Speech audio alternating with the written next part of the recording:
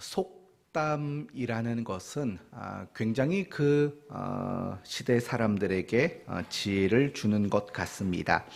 여러분이 잘 아는 속담 중에 이런 거 있죠? 아니 땐 굴뚝에 연기 나랴. 또 있습니다. 손바닥도 마주쳐야 소리가 난다 라는 속담이 있습니다. 여러분, 이 속담들의 공통점이 뭐라고 생각하십니까? 이런 것들입니다. 모든 일에는 다 그만한 원인이 있다. 그만한 이유가 있다. 연기는 괜히 나는 게 아닙니다. 소리도 괜히 나는 게 아닙니다. 분명히 불을 때니까 연기가 나는 거고 손바닥에 마주쳤으니까 소리가 나는 겁니다. 이와 마찬가지로 모든 일에는 다 그럴 만한 이유 또는 원인이 있다라는 것을 말하는 겁니다. 여러분은 석유 왕이며 대단한 부자였던 록펠로를 아실 겁니다. 이 사람은 정말 하나님께 굉장히 큰 축복을 받은 사람이었습니다. 그런데 록펠로는 자신이 하나님께 그렇게 축복을 받은 이유를 이렇게 말합니다. 하나님께 온전한 11조를 드렸기 때문이다 라고 말합니다.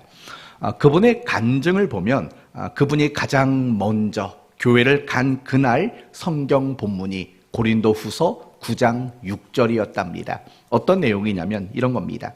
적게 심는 자는 적게 거두고 많이 심는 자는 많이 거둘 것이다 라는 말씀이었습니다. 그리고 그 말씀을 가지고 그 본문을 가지고 이런 말씀을 들었답니다. 11조는 하늘 농장에 축복의 씨앗을 심는 것이라는 제목으로 말씀을 들었다고 합니다. 그래서 그날 이후로 록펠로는 하나님 앞에 정말 온전한 그런 11조를 하나님께 바쳤다라는 겁니다. 그리고 그 결과 하나님이 그를 축복해 주셨다는 겁니다.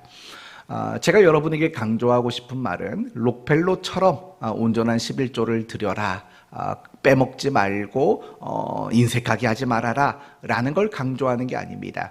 제가 여러분에게 강조하고 싶은 것은 이런 겁니다.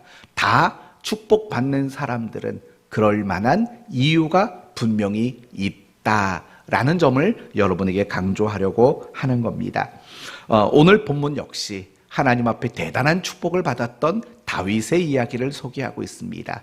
과연 다윗은 축복을 받을 만한 어떤 이유가 있었는가 확인하는 것이 오늘 말씀의 중심이 될 겁니다. 그래서 이제 새롭게 시작하는 6월 한 달도 여러분의 개인이나 가정이나 여러분의 일터 안에 하나님께 정말 축복받을 만한 이유가 가득한 그런 한 달을 살아가게 되기를 예수님의 이름으로 축원드립니다.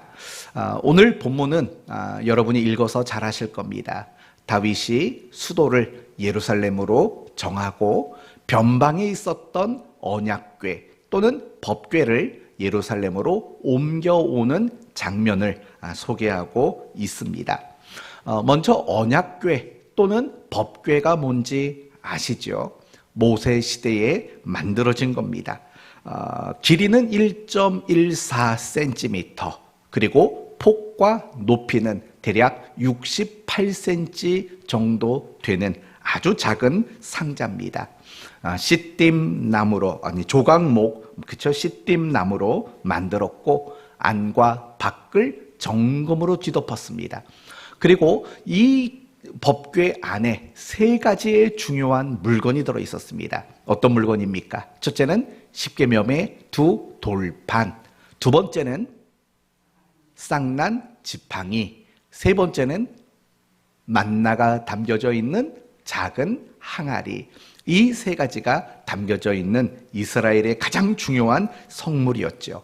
그리고 무엇보다 중요한 것은 이 법궤라는 것은 하나님의 임재를 상징하는 가장 하나님을 가까이 설명하는 가장 중요한 성물이었던 겁니다. 그래서 이제 1절 말씀을 여러분이 보시면 다윗은 몇 명을 뽑냐면 몇 명을 뽑죠? 3만 명을 뽑습니다. 3만 명을 뽑고 선발하게 됩니다. 그리고 예루살렘으로부터 북서쪽으로 16km 정도 떨어져 있었던 바알레 유다라는 아비나답의 집으로 그들을 보내게 됩니다. 그리고 그들로 하여금 이 법궤를 예루살렘으로 옮겨오도록 명한 겁니다. 그런데 예루살렘으로 옮겨오던 과정 속에서 예상치 못한 사고가 일어납니다. 소가 깜짝 놀라 움직이다가 그만 이 법궤가 수레에서 떨어질 위기에 처한 겁니다. 그때 누가 등장하냐면 우사라는 사람이 등장을 합니다. 이 우사라는 사람이 아마도 총책임자였던 것 같습니다. 수레를 모는 총책임자. 이 법궤가 떨어질 위기에 처하자 우사가 그 법궤를 덥석 붙잡아 버린 겁니다. 그런데 어떤 일이 일어나냐면 이 우사가 그만 그 자리에서 즉사에 죽어 버리게 됩니다. 이제 사람들은 깜짝 놀랍니다. 더 이상 이 법궤를 예루살렘으로 옮겨오지 못합니다. 그래서 이 법궤를 어디에 잠시 보관하냐면 오벳 에돔이라는 사람의 집에 잠시 보관을 하고 다시 예루살렘으로 철수를 했습니다. 그런데 다윗의 귀에 어떤 소리가 들리기 시작했냐면 하나님이 이 오벳 에돔의 사람의 집에 복을 주셨다라는 소문이 전해지게 됩니다. 그래서 다윗이 3개월 후에 다시 이 법궤를 예루살렘으로 옮겨오는 일을 다시 시작합니다. 그리고 아무런 문제 없이 예루살렘으로 옮겨왔습니다. 그리고 오늘 우리가 읽지는 않았지만 16절에서 23절까지를 보시면 이 법궤가 예루살렘 성으로 들어오는 장면을 소개합니다. 그게 두 종류의 장면입니다. 첫째는 다윗이 왕복을 벗고 제사장들이 입는 또는 레위 사람들이 입는 에봇을 입고 춤을 추는 장면이 나오고, 또 하나의 장면은 그런 다윗을 바라보며 다윗의 부인이었던 미갈이라는 여자가 다윗을 조롱하고 다윗을 향해서 비난의 말을 쏟아놓는 그런 본문이 바로 오늘 본문의 이야기입니다. 우리가 먼저 생각해 볼 것은 다윗은 하나님께 대단히 큰 축복을 받은 사람이라는 점을 먼저 생각해 봅시다. 다윗의 직업은 무엇이었을까요? 목동이었죠. 그리고 다윗은 몇 번째 아들이었습니까? 7번째 아들, 막내였습니다. 그런데 여러분, 막내였던 다윗이 이스라엘의 왕이 되었습니다. 요즘 우리 입장에서는 아니 그게 무슨 상관인데 막내가 대통령이 되면 안 돼? 라고 생각할지 모르지만 사실은 그 시대는 장자 문화권이었습니다. 무엇이든 모든 우선순위는 장자에게 부여되었던 시대입니다. 그런데 막내였던 다윗이 이스라엘의 왕이 된 겁니다. 그건 어떤 면에서는 대단히 파격적인 일일 수밖에 없는 겁니다. 거기서 끝나지 않습니다. 다윗이 왕이 되었을 때 다윗은 가장 넓은 영토를 만들게 됩니다. 모든 주변 나라를 제압합니다. 무엇보다도 그 시대에 가장 큰 철기 문화를 가졌던 블레셋이라는 나라를 완전히 제압을 합니다. 여러분, 사울이 통치할 때 늘 이스라엘이 괴롭혔던 나라가 어디입니까? 이스라엘을 괴롭힌 나라, 그게 다 블레셋이었습니다. 사울이 왕이 되었을 때부터 사울이 죽는 그 장면까지 이스라엘을 괴롭히고 이스라엘을 학대했던 나라가 블레셋입니다. 그런데 다윗이 왕이 된 이후로는 더 이상 블레셋은 이스라엘을 괴롭히지 못했습니다. 도리어 이스라엘의 세력 앞에 그들은 잠잠할 수밖에 없는 민족으로 전락하게 됩니다. 그만큼 이스라엘은 굉장히 강한 힘을 가진 나라로 성장할 수 있었던 겁니다. 다르게 말한다면 이제 다윗이 통치하는 이스라엘은 이스라엘 역사 속에서 가장 큰 황금기를 누리는 그런 시대가 됩니다. 그래서 지금도 이스라엘은 어느 시대를 꿈꾸냐면 다윗이 통치했던 그런 시대의 영광이 재현되기를 바라는 그런 꿈을 오늘날 이스라엘도 여전히 가지고 있습니다. 그래서 여러분, 이스라엘의 국기를 보면 뭐가 그려져 있습니까? 별이 그려져 있습니다. 그런데 그 별은 그냥 별이 아닙니다. 그 별을 무슨 별이라고 부르냐면 다윗의 별이라고 부르는 겁니다. 그러니까 이스라엘의 국기 안에도 이스라엘은 다윗을 담아놓고 있는 겁니다. 다윗이 통치하던 그 시대처럼 다시 우리 민족이 세계에서 가장 강한 나라가 되기를 희망하는 그런 메시지가 국기 안에 그려져 있다라는 겁니다. 그래서 이제 다윗이 인생 노년에 뭐라고 말을 하냐면 시편 23편에 여호와는 나의 목자시니 내게 부족함이 없으리로다. 내게 부족함이 없으리로다 라는 고백으로 그의 인생을 마무리하게 됩니다. 성도 여러분, 다윗이 받은 축복이 얼마나 크고 얼마나 대단한가 우리는 알 수 있는 겁니다. 그렇다면 이제 본론으로 들어갑시다. 과연 하나님은 다윗에게 이렇게 어마어마한 축복을 주셨는데 과연 그 이유는 뭘까요? 도대체 다윗은 어떻게 하나님께 그렇게 큰 축복을 받을 수 있었을까요? 여러분에게 세 가지로 말씀을 드리도록 하겠습니다. 첫 번째, 다윗은 하나님을 가장 소중히 여겼기 때문입니다. 세상에 소중한 것들이 많죠. 그렇지만 다윗에게는 하나님이 가장 소중한 분이었다라는 겁니다. 하나님을 가장 사랑했고 하나님을 가장 기뻐하는 마음을 다윗은 품었다는 거예요.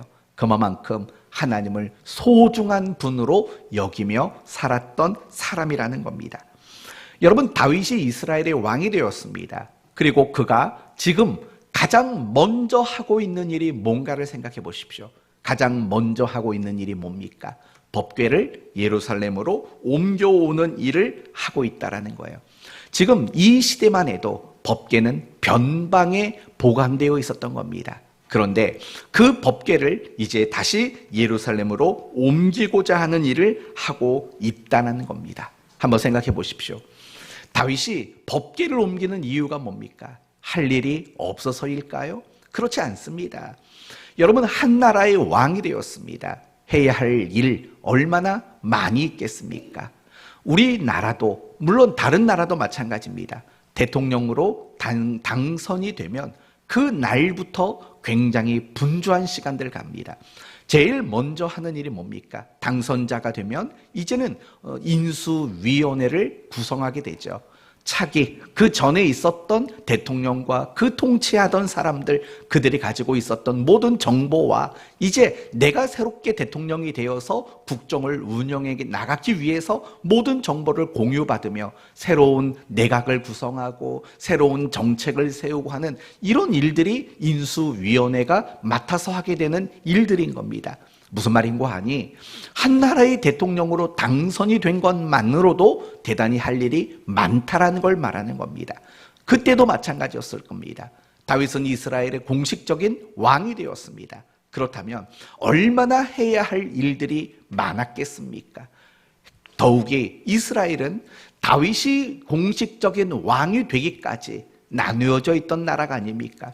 사울을 추종하는 사람들, 그리고 다윗을 추종하던 지파로 나뉘어져 있던 시대입니다. 그리고 이제는 공식적으로 왕이 된 겁니다. 그렇다면 얼마나 해야 할 일들이 많았겠습니까?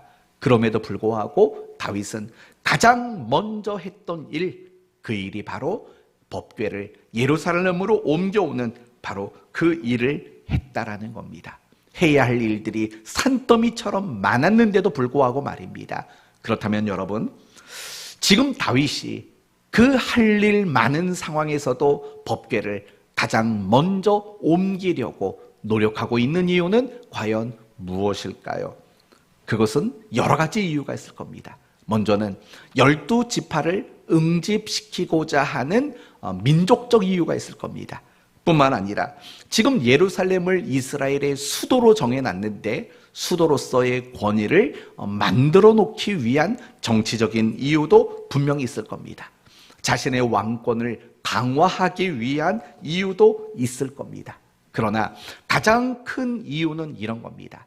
이스라엘의 진정한 왕은 하나님이시다 라는 것을 선포하기 위한 일이었다라는 겁니다. 그 인간, 그 누구도 이스라엘의 진정한 왕이 아닙니다. 오로지 하나님만이 이스라엘의 진정한 왕이라는 사실을 바로 이런 것들을 고백하고 선언하고 선포하기 위해서 이런 일들을 하고 있다는 겁니다. 그것을 무엇을 보면 알 수 있습니까? 다윗이 법궤가 예루살렘 성에 입성할 때 했던 일을 보면 압니다. 무엇을 벗어버렸죠? 왕복을 벗어버렸습니다. 무엇을 입었지요?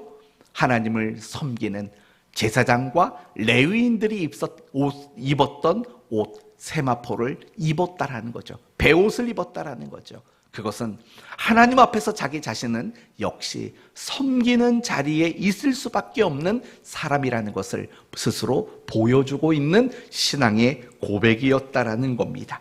바로 이런 거죠. 다윗은 지금 하나님을 가장 중요한 분으로 지금 고백하고 있다라는 거예요. 왕으로서 내가 해야 할 일, 왕으로서 내가 갖추어야 할 일, 그 어떤 것보다도 사실은 하나님이 가장 중요하고 하나님이 가장 사랑하는 분으로 여겨지고 있다라는 겁니다. 바로 이것이라고 생각합니다. 다윗의 오늘 이 본문의 한 장면만이 아니라 다윗의 전 인생을 보면 다윗은 하나님을 가장 중요하게 여겼던 그런 인생을 끊임없이 살려고 몸부림쳤던 인물이었다라는 겁니다. 성도 여러분, 하나님은 어떤 사람을 축복하실까요? 바로 다윗처럼 하나님을 가장 중요하게 여기는, 하나님을 가장 소중하게 여기는 바로 그런 사람들을 하나님은 축복하고 계시는 겁니다. 여러분은 어떻습니까? 여러분은 하나님이 가장 중요한 분이십니까? 여러분의 인생에 있어서 하나님이 가장 소중한 분이십니까? 이 질문 앞에 여러분의 대답은 무엇입니까? 아멘입니까? 아니면 아닙니까? 아멘입니까? 그래야 되는 거죠.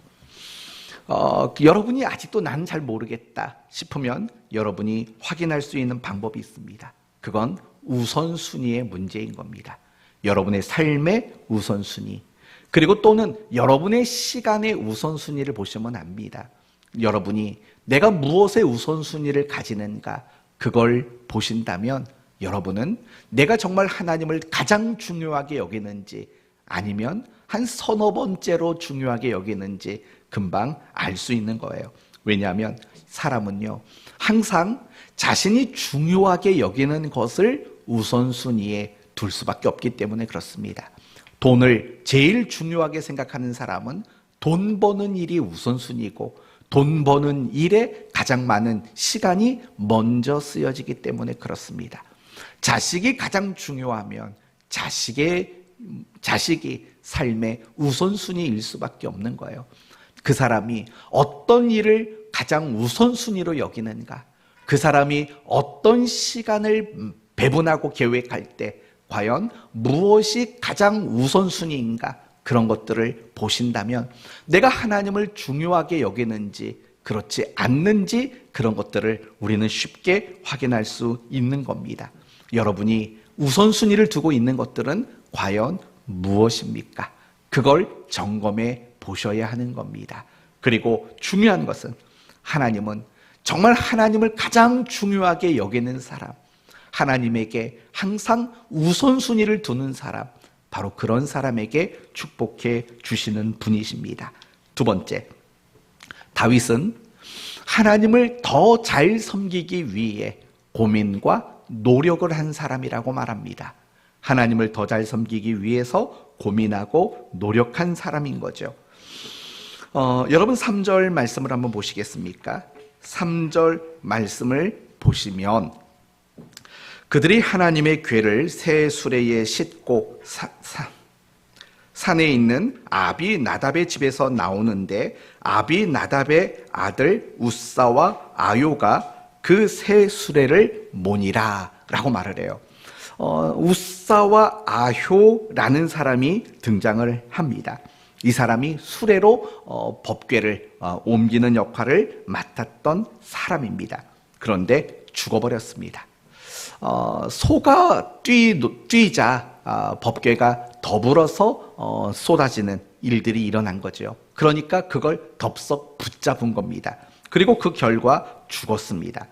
그런데 여러분, 이 웃사의 이야기를 보면서 좀 불만이 들지 않습니까? 웃사가 도대체 뭘 그렇게 잘못했는데 라는 생각이 사실은 들 수도 있습니다. 왜 그렇습니까? 만약에 이 법궤를 내버려 두었으면 어떤 일이 일어났겠습니까? 깨질지도 모르죠. 여러분, 이거는요, 나무로 만든 거예요. 나무. 어떤 철판도 아니고 알루미늄 합금도 아닙니다. 나무로 만든 겁니다. 그게 수레에서 떨어지면 분명히 어떤 손상을 입을 게 분명하지 않겠습니까? 그래서 그것을 붙잡은 겁니다. 그런데 그것을 붙잡은 이유로 인해서 웃사는 그 자리에서 죽고 맙니다. 분명히 7절은 이렇게 말합니다. 여호와 하나님이 웃사가 잘못함으로 말미암아, 하나님이 그게 잘못한 일이라고 명확하게 말해주고 있는 겁니다. 왜 잘못했는가? 그것은 잠시 후에 여러분에게 설명을 드리도록 하겠습니다. 그래서 그 결과 이 법궤를 옮겨오는 일을 3개월 동안 중단할 수밖에 없었던 겁니다. 그리고 12절 말씀을 보시면 다시 3개월 뒤에 이 법궤를 옮겨오는 그 일들을 다시 시작하게 됩니다. 그리고 결국에는 계획했던 대로 이 법궤를 예루살렘으로 옮겨오는 일을 완성하게 되는 겁니다.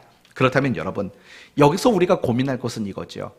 이 법궤가 오벳 에돔 사람의 집에 몇 개월 동안 머물러 있었다고 했습니까? 3개월이었습니다. 3개월 동안 중단이 되었던 겁니다. 그러면 다윗은 그 3개월 동안 도대체 뭘 했을까라는 이 고민을 우리는 해봐야 합니다. 그러면 이런 답을 얻게 됩니다. 다윗이 무엇이 잘못됐는지, 이 법궤를 옮겨오는 일을 어떻게 해야 하는지 3개월 동안 많은 고민과 연구를 했을 게 분명하다라는 겁니다. 그걸 어떻게 알 수 있을까요? 다윗이 고민하고 연구했다는 것을 알 수 있는 근거는 뭘까요? 그것은 법궤를 옮기는 방법이 달라졌다라는 것을 우리는 보게 되기 때문에 그렇습니다. 여러분, 법궤를 옮길 때 가장 첫 번째 썼던 방법은 뭡니까? 소가 끄는 수레를 이용했습니다. 수레를 이용했습니다.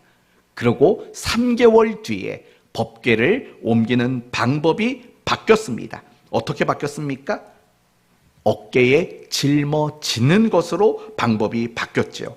여러분, 13절 말씀을 보시면 여호와의 궤를 맨 사람들이 궤를 어떻게 했답니까? 맸다고 말합니다.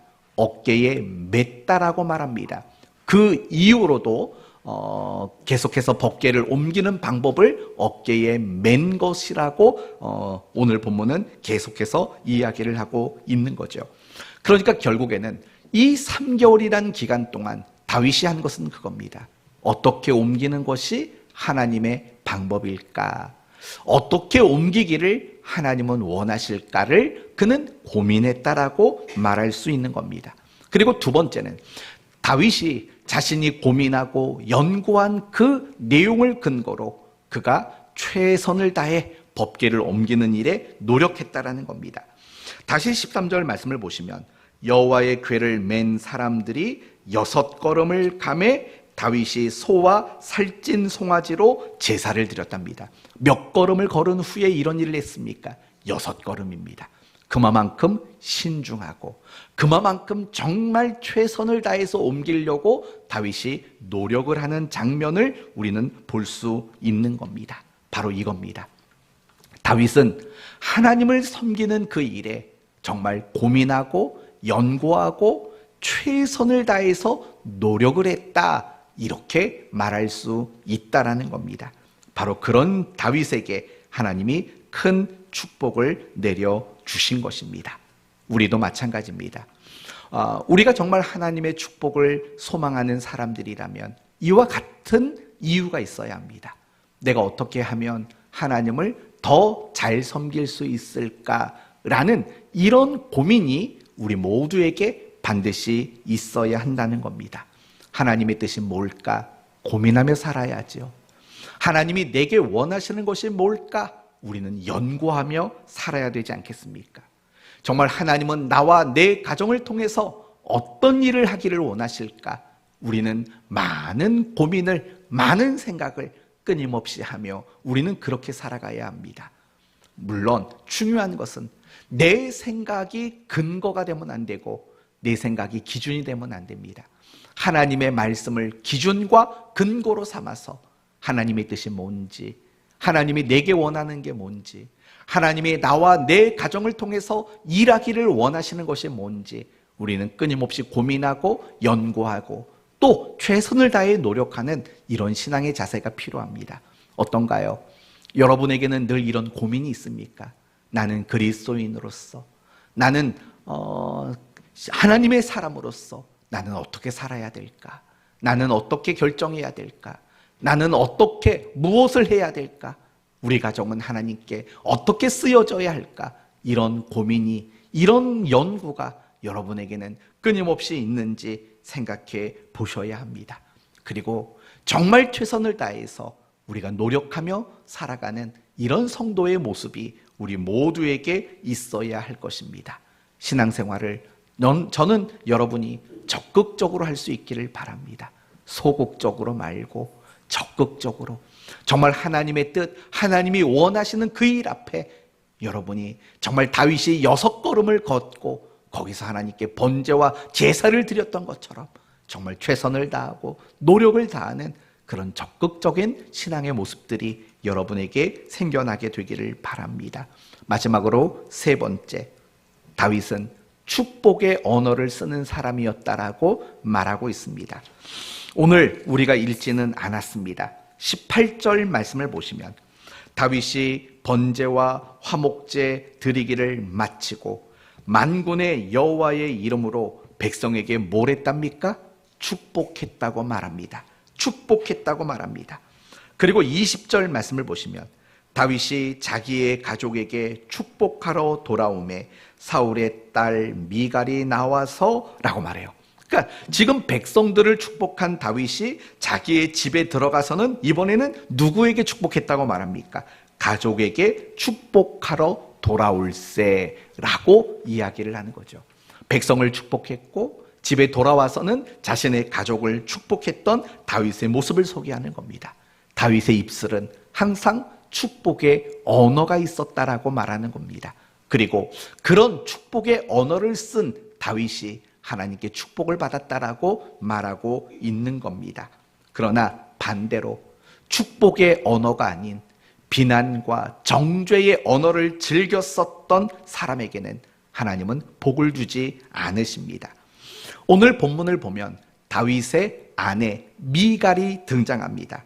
그런데 이 미갈의 특징이 뭐냐면 저주의 언어, 부정적인 언어를 쓰는 사람으로 그렇게 등장을 합니다.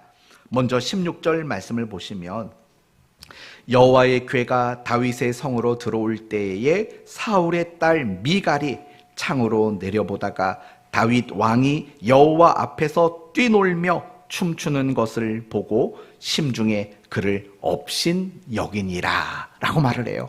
미갈은 자기 남편의 모습을 보면서 마음속으로 남편을 업신 여기는 이런 마음, 남편을 무시하고 남편을 아주 그냥 하찮게 여기는 이런 마음들을 미갈이 가지고 있었다라고 말을 하고 있죠. 그리고 20절 말씀을 보면 이런 말이 나옵니다. 중간 정도에 보시면 사울의 딸 미갈이 나와서 다윗을 맞으며 이르되 이스라엘 왕이 오늘 어떻게 영화로우신지 방탕한 자가 염치 없이 자기 몸을 드러내는 것처럼 오늘 그의 신복의 계집종의 눈앞에서 몸을 드러내셨도다. 무슨 말입니까?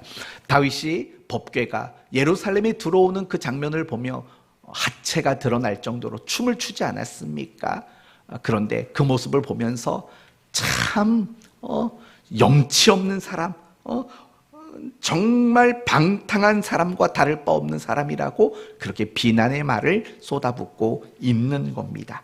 그 결과가 뭔지 아십니까?